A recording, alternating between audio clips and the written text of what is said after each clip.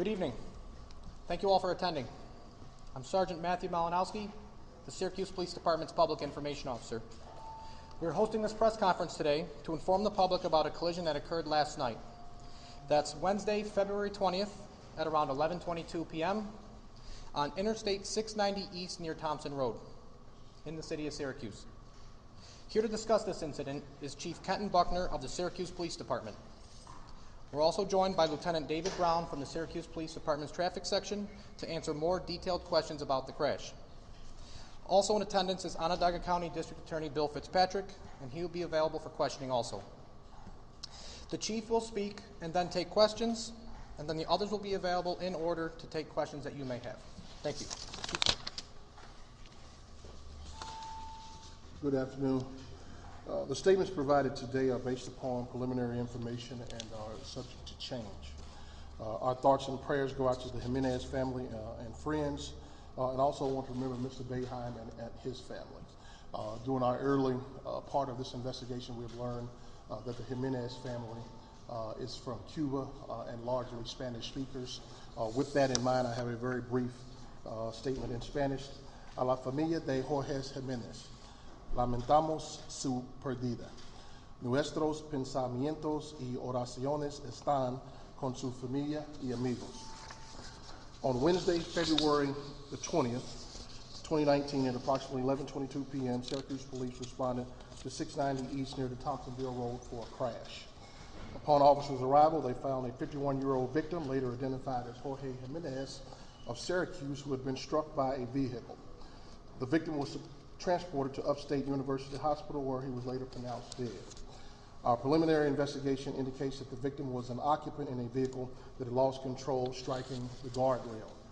The occupants then exited the vehicle and proceeded to walk on the highway with close proximity to that vehicle. An oncoming vehicle noticed the disabled car and tried avoiding the vehicle, which was in the middle of the road. As a result, the driver, James Boeheim, 74, of Fayetteville, New York, struck the victim who was crossing to the median. Both drivers remained on the scene and were cooperative with the investigation. Field sobriety and alcohol sensor tests for both drivers were negative for any signs of impairment. There are key points that we want to make sure that we emphasize that we have for the early parts of our investigation. They are that we received multiple calls on the incident, including one from Mr. Boeheim. Thus far, everyone has been totally cooperative with our investigation. We have interviewed 2 of the 3 occupants of the victim's vehicle and Mr. Boeheim this afternoon. I would like to reinforce that we have no reason to believe that either of the drivers of the vehicles was impaired at the time of the incident. In the near future, there will be an analysis of both vehicles, including data recovery and assessment of the damages. There will be reconstruction of the scene and analysis of the mechanics of the crash. And then lastly, we will conduct, at the conclusion of our investigation, we present a file to the District Attorney's Office for their review, and Mr. Fitzpatrick is here to take any questions that you may have for his office. That's all we have now for that. Again, we're about less than 48 hours into this investigation, so please remember that this is still an ongoing investigation, and we have limited information for you, but we will take your questions at this time. So is there any circumstance at this point that you know of where there might be any criminal charges or loss of license for Mr. Boeheim or the other driver? At this time, we have no reason to believe that there are criminal charges that will be coming for anyone. Obviously, the final decision of that rests with Mr. Fitzpatrick, but at this time, we have no reason to believe that.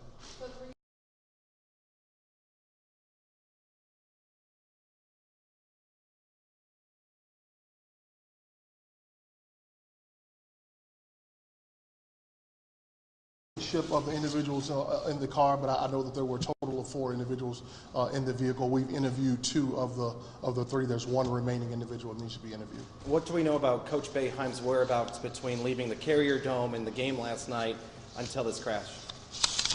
That's some information that's part of our ongoing investigation. I think we have some of that information, but as we stated earlier before, this is an ongoing investigation, and we will conclude all of that in our final analysis and present that to the DA's office. James Boeheim is arguably the highest profile person in Central New York. At this time, it sounds like you're ruling this an accident. This is a tragedy. Certainly, it's an accident to where Mr. Jimenez has lost his life. We certainly want to make sure that I understand, given Mr. Boeheim's footprint nationally, why we have all of this attention. But we really have an accident where someone was killed that unfortunately involved a high-profile individual in our community and nationally. And that's pretty much how we're treating it. We want to make sure that we dot our I's and cross our T's and certainly do the right thing, but that's simply what we have is an accident. But based on what you're explaining, it sounds like Coach Boeheim did exactly what any driver in this situation should do. Mr. Boeheim did exactly what we would expect him to do. He stopped. He attempted to render aid. I believe at some point that he even attempted to stop other cars that were coming over that crest from hitting the vehicle that was still there in the roadway. So he did exactly what we would ask him to do. He was cooperative during our investigation both last night and today, and he could not have been more cooperative. Chief, how were the road conditions at that point? Did ice or anything like that play a factor? I believe that the weather and the conditions there played some role in that. Obviously, that's a part of the analysis that we will do. That's part of our reconstruction. That information will be provided later. Do you know where the victim and the rest of the people in his car were going or coming from? I don't think that we have that information this early into the investigation. What do you know about the crash initially that led to the victim and his car being disabled in the middle of 690? I believe that the victim's car hit a patch of ice or something which caused them to hit the guardrail there. The occupants obviously realized that they were in a very compromised position being there on the roadway, did what a reasonable person would do, which is to try to get out of that vehicle and get to a safe location. Unfortunately, they were not able to do so, all of them, before actually being struck. I also want to recognize that there was a second gentleman that had minor injuries that we believe was hit by a mirror of the car who has minor injuries as a result of this incident as well. That second injury coming from the same group of people? From the same incident, yes, sir. But the same vehicle, that disabled vehicle, somebody with Jimenez in the car? Someone with Jimenez, yes, sir, with Jimenez in the car, yes, sir. Can you tell us a little bit more about Jimenez, 51 from Cuba? In speaking with his family, what was that reaction, that conversation like? From what I've read and seen some of the things that you're saying, I mean, it's what you would expect it to be. They're devastated. Anytime you have someone's life, snatched away from you like that on an evening to where he's probably returning home or from some kind of event that we all do in the evenings, and to find that individual's not coming home again, is to be expected that they're devastated by this loss. Did anyone come down to the scene to meet Boeheim while he was dealing with everything there? I'm not aware of anyone. Did he have anyone assist him? I don't think so. That was not my understanding. How much time elapsed between Jimenez's vehicle hitting that patch of ice, hitting the guardrail, and then when Jim Boeheim's vehicle came to all of that will be a part of a deeper analysis that will be provided later once we are able to put all of the pieces together. Could it be as quickly as seconds or several minutes? I don't want to guesstimate on something of this magnitude. All of that will be a part of our final analysis. Can you just clarify, did Boeheim hit two, or is it just one? I believe there were two people that were struck. Mr. Jimenez, who ultimately died of his injuries, and then we believe another gentleman who received minor injuries as a result of that impact as well. Your detectives are very good at what they do. What was it like for them to have somebody of Coach Boeheim's stature on the other side of one of those interviews? I appreciate your compliments on our workforce. I can tell you that the members of the traffic unit are good at what they do. Our detectives are good at what they do. I have complete confidence in their abilities to say that this is a normal circumstance. I mean, no reasonable person would say that that's the case. But I can tell you that we treated him with dignity and respect the same as we would anyone else and the other members of the victim's vehicle. But we have tried to proceed as we would with any case. What can you say about Coach Boeheim's demeanor through this? Again, he has been cooperative. He volunteered to do many things. Everything that we've asked him to do, he's done, and he could not have been a more cooperative person in this incident. The word has been used that he's heartbroken. Is that something your officers saw? That's my understanding, that he certainly has been moved by what has happened, as anyone would when you think that your accident has caused the death of someone. Chief, a logistic question. Was the car that got in the accident in the middle of the road and Coach Boeheim was trying to weave around? Like, do you know where he may have been? It was my understanding that the car was perpendicular on the road there to Mr. Boeheim came over the crest of that hill, which is what he was trying to avoid. Okay. Mr. Menace struck like within the, was he on the side of the road or was he within the line? I would leave that to Mr. Brown to give you more details about where Mr. Jimenez was exactly struck. Yes, sir. To answer your question, at this point, what the data appears to indicate is the 4 passengers of the vehicle were attempting to cross from the vehicle northbound to the northbound edge of the eastbound lane of 690. They were attempting to cross a guardrail to get into the center median for their own protection. It appears that Mr. Jimenez would have been approximately in the area of the northern fog line of the roadway. Are we talking on the feeder ramp or on the main highway? On the main highway. Yep, just past where the off ramp would break off from 690. Just past. Yes, correct. Is that what you would advise people to do if they were in a similar situation, leave their vehicle and get behind the guys out? It would be very situational as to what would be the best course of action. I certainly understand their thought process, which is if you remain in the vehicle in the middle of the roadway, there's a strong likelihood you might be struck by another motor vehicle, in which case you could be suffering the exact same injuries that were already suffered. Obviously, what we would want people to do is try to get to an area of safety if at all possible. Obviously, that has to be environmental. You have to watch for any oncoming vehicles or whatnot, and whatever move you need to make with some alacrity. You need to move quickly. Based on the chief's description of where the car was perpendicular, it sounds like all 4 in the Jimenez party were in a precarious situation to begin with, and then it sounds like it's hard to avoid for any oncoming traffic. It would be difficult. The vehicle was blocking the entire center lane and most of the left lane of the highway, leaving only 1 lane off to the right that would even be passable, fully passable. And considering the conditions, the conditions of the roadway, the darkness of the night, that stretch of highway, with that small rise being just before the crash scene, it would be very difficult to see that vehicle before Did Coach Boeheim attempt to avoid the car, and did ice play a factor in the fact that he couldn't stop? It's far too early in the investigation to say exactly what factors physically were involved with the crash. He did report to us that he'd observed the vehicle and swerved around the vehicle in an attempt to not strike it, and that was corroborated by the... And are you using any security footage or DOT cameras to reconstruct this incident? We're seeking any footage that we might be able to find. We're seeking footage. We're still attempting to locate and interview any additional witnesses that might have further information to try to shed some light on exactly how the crash occurred. Was he interviewed at the scene? Was he interviewed somewhere else? Did he ask for a lawyer or call his wife or anything like that? Mr. Boeheim? Yes. Mr. Boeheim was initially interviewed at the scene. He was transported to the public safety building, as was the driver of the other vehicle. That was in large part for safety's sake, due to the conditions of the roadway. The officers responding were still trying to shut down all eastbound traffic on the roadway, and the sergeant on the scene felt it was safest to try to remove as many citizens as possible. The other 3 people that were in the original vehicle were all transported. Obviously, Mr. Jimenez was transported, and the other 2 people were transported to St. Joseph's Hospital for evaluation. Lieutenant, can you say anything more to what the chief said about Coach Boeheim attempting to render aid, stop vehicles? Mr. Boeheim reported to us that after he brought his vehicle to a stop, he retreated back towards the crash scene, and he observes that Mr. Jimenez's friends were already attempting to render first aid, and so he stated his primary concern was not to have another vehicle crash into the vehicle on the roadway, and so he ran back in an attempt to flag down vehicles with his cell phone light. That was corroborated by the first responding officer who was actually flagged down by Mr. Boeheim with his cell phone light. What were the ages of the occupants in the disabled vehicle that were trying to exit?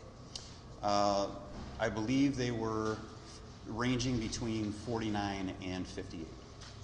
How long was that disabled vehicle there before Mr. Boeheim came along? That has not been determined. It's one of the things that we'll be seeking from any additional witnesses that we can find. What was reported to us is that at least one other vehicle had swerved around this vehicle, fortunately to the right side, which is actually what prompted the occupants to decide that they were going to attempt to flee the vehicle. Was Coach Boeheim headed home? It would make sense based on where we've confirmed his location originating and where he lives. I can only conjecture on that. I believe so. What about his speed? Is there any question of how fast he was going? while this happened? That's a large part of what the investigation is going to attempt to determine. We're still documenting, the scene has been documented. There'll still be analysis on that documentation. We'll still be seeking crash data from the vehicle itself, the quote-unquote black box, if that is available. So all those will be factors in trying to determine and nail down exactly what speeds were involved from both the vehicles. We want to establish the mechanics of both the crashes to find out how the original vehicle became disabled in the roadway and how the ultimately fatal crash occurred.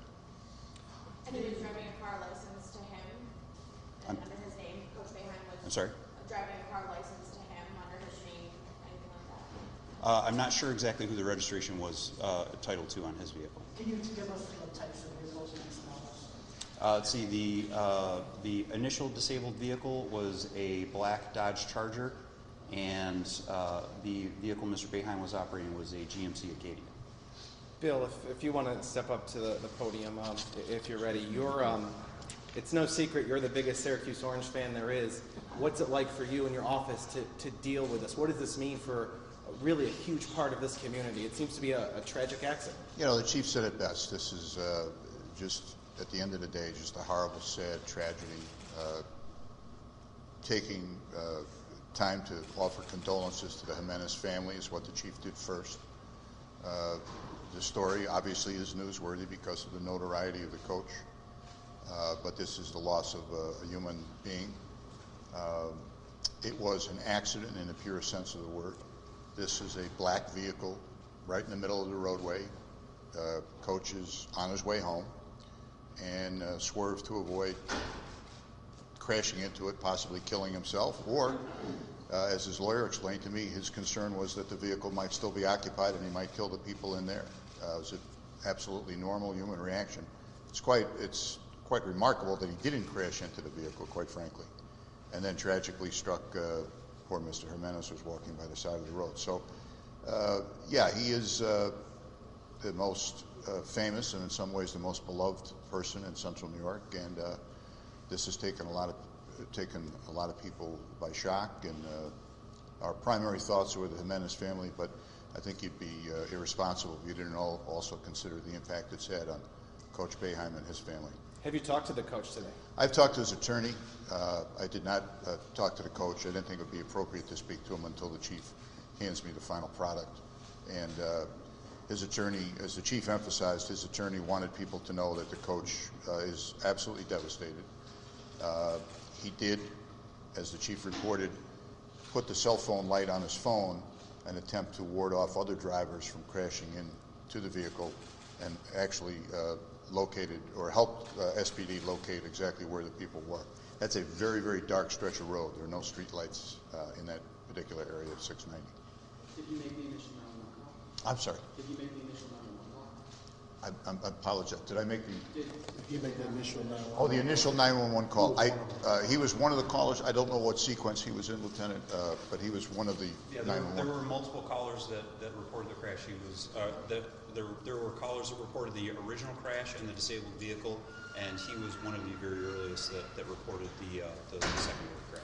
Bill, one of the things you and I talked about earlier today, concerns that perhaps some in the community will view Jim Boeheim and his notoriety as deserving of special attention. What can you say to this community to assure them that's not going to happen? The chief and I have been completely transparent about this. That's why we're here today, talking to all of you. We've answered every one of your questions. We'll cooperate fully with the deceased family, give them all the information that we have. There's absolutely nothing to hide here.